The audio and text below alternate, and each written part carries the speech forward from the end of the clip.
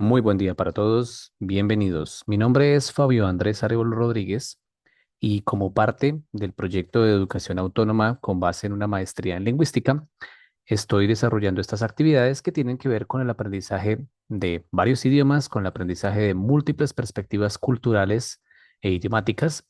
La idea principal es, como siempre ha sido, como siempre lo he comentado en el objetivo de esta maestría, establecer un principio, establecer principios básicos para el aprendizaje de muchas culturas, de muchos idiomas a través de la lingüística.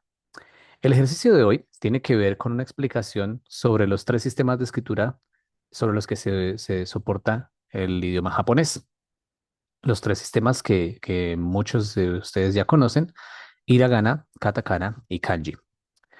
Sin embargo, para expresarlos uno por uno, entonces me voy a referir principalmente a que estos tres sistemas de escritura nacen de una forma distintiva que se empieza a originar con el fin, con el objetivo máximo de establecer usos adecuados del mismo idioma, expresar a través del idioma los sentimientos de la nación. Así es como se empiezan a formar entonces estos tres sistemas de escritura: el hiragana, el katakana y el kanji. Cada uno de ellos, como parte de la cultura japonesa y como parte de la identidad, precisamente representan ideas y representan formas de escritura que están basadas en lo que cada término pretende significar. Así, por ejemplo, cuando nos referimos al primero de estos, al hiragana o hiragana, encontraremos que es la forma más artística, desde luego, de escribir. Está conformado por 46 formas o mezclas, 46 mezclas silábicas o 46 sílabas, y a partir de ahí se construyen todos los términos y todas las palabras y todos los vocablos del idioma japonés. Con el hiragana, principalmente, se expresan aquellos términos que tienen que ver con la cultura, las tradiciones y la base, la forma base de la cultura japonesa. Así entonces, por ejemplo, términos que sean comunes a todos los idiomas como gracias, el agradecimiento, se escriben con hiragana. Arigato, por ejemplo. El siguiente tiene que ver con el katakana. El katakana es una forma más práctica, más, de hecho, más angular. Si ustedes lo perciben así en todos los símbolos que van a observar del katakana, los ángulos son más claros y la escritura es firme. De hecho, es más difícil hacerla con pincel. La caligrafía y la estructura de las características de este arte, por ejemplo, tienen que ver más que todo con el hiragana y con los kanjis, pero es difícil hacer trazos de pincel con el katakana. El katakana está diseñado precisamente para establecer esas transcripciones, nombres, extranjerismos de términos que desde luego no corresponden al japonés. Por ejemplo, el que tenemos aquí, computer, computer, para el inglés, computer se traduce o se transcribe para el japonés, pero desde luego se escribe con katakanas. Entonces empezamos a notar que los hiraganas tienen que ver más con los usos tradicionales, con la cultura, con aquellos términos que corresponden a la nación en su fundamento, en sus bases, mientras que los katakana alojan dentro de sí nombres propios, extranjerismos, palabras venidas de otros idiomas, entre otros. Bien, eso nos ayuda a entender entonces por qué dentro de un mismo discurso podemos encontrar varios sistemas de escritura.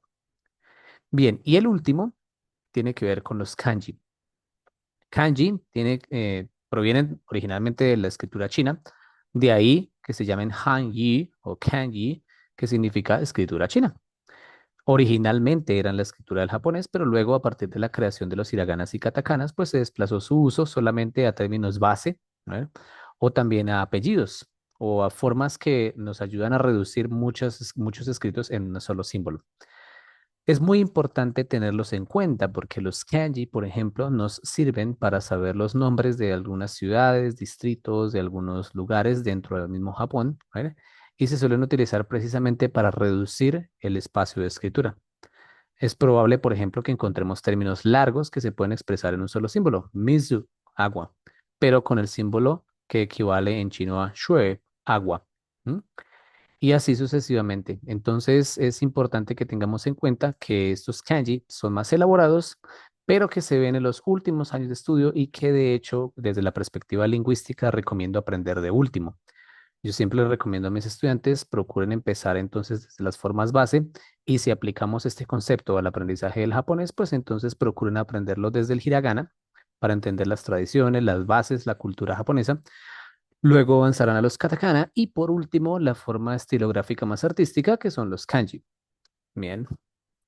Así las cosas, entonces, teniendo en cuenta estos tres sistemas silábicos, estos tres sistemas de escritura, sabremos que es también posible utilizar los tres en una frase.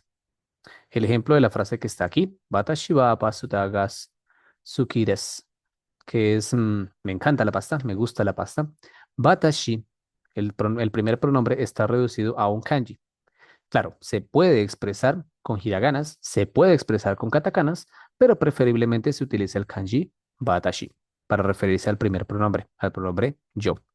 Entonces noten que watashi está escrito con kanji. Wa es un hiragana.